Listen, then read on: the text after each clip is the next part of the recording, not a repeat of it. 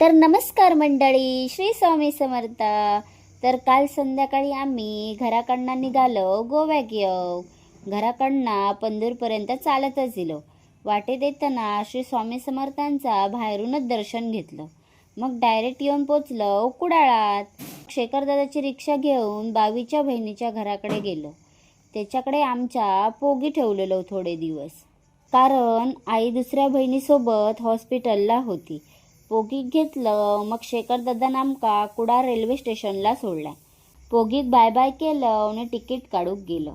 मगे पोटात चुरचुरलेला म्हणान मग एक एक वडापाव खाल्लं. मगे ट्रेनची वाट बघित बसलो. तर ट्रेनने आमचीच काशी केल्यान. ट्रेन 6ची आणि ट्रेन इली 7 वाजता.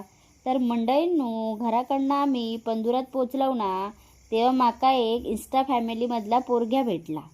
तर त्या माका बोलता, दीदी तू व्हिडिओ खूप मस्त बनवतं, आम्ही तुझे व्हिडिओ रोज बघतो. ह्या असं ऐकांना खूप भारी वाटता. मनात असा वाटता की आपण जा काम करतो ना त्या लोकांपर्यंत पोचता, आणि ना आपण केलेल्या कामाची पोचपावती मिळाली की अजून काहीतरी नवीन करूची हुरूप येता. 2 तासान उतरलो वेर्णा स्टेशनला.